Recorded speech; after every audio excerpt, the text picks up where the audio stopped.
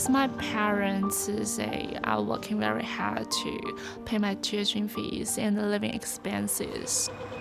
I need to do something to relieve their financial burden. When Iris arrived from China to study in Australia, she thought she'd pick up some part-time work to help support herself. Job is the waitress, cleaning the kitchen, washing dishes, ordering the food. But she wasn't expecting to be paid a pittance. They pay me $7 an hour. $7 an hour is less than a third of the minimum wage for a casual, so Iris decided to quit. They just want to exploit workers through that way. Like they tell me it's just was an internship period. According to a new report, Iris is just one of thousands of overseas students being exploited by unscrupulous employers.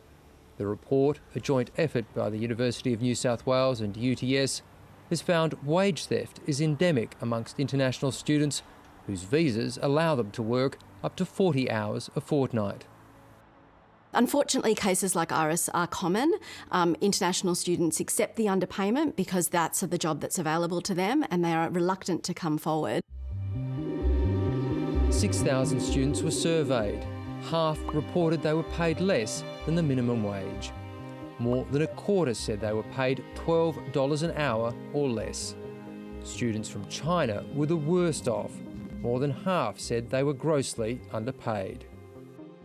Some of my other friends, they are paid $0 an hour. You need to have a training period. You need to get trained, so you get no payment. They accept wage theft in silence because they're terrified of losing their visas, either their current student visa or risking future visas in Australia.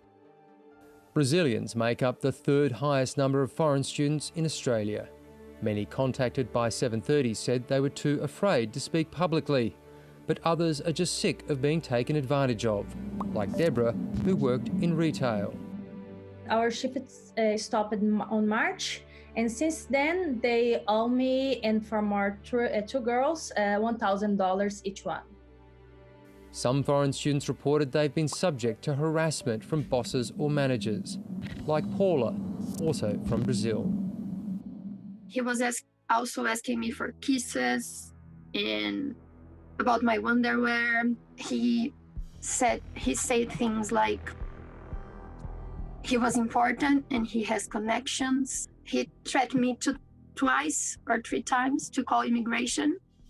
Yeah, it's shocking. I mean, there really is a cycle of impunity that keeps international students silent. These are international students who are far from home, often alone, not familiar with the Australian legal system, and, you know, unfortunately are extremely vulnerable to employer exploitation.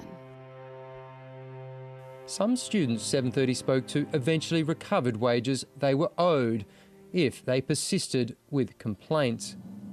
I was earned around $6,000 because they haven't paid my penalty rates, and I had to chase them for around 3 months to get the money back. Eventually, I made a settlement with them, which I was happy with.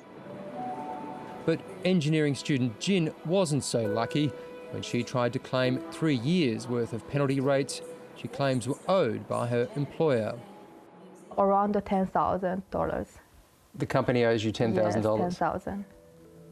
She worked for a promotions company in a duty-free shop at Sydney Airport, but claimed to Fair Work that she did the same job as retail workers there. The workplace is in the duty-free shop. So we're selling products in the duty-free shop, but the payment is from the promotion company. So you were selling products? Yes, selling products. Not just promoting them? No. Her former employer says they paid staff in accordance with the law. Fair Work said they couldn't investigate her claim and that of 16 other employees because of COVID-19 restrictions. The system isn't working for international students. There is the potential for a real perfect storm for increased exploitation, where international students are more desperate for the income, employers might be trying to cut costs, and jobs are more scarce.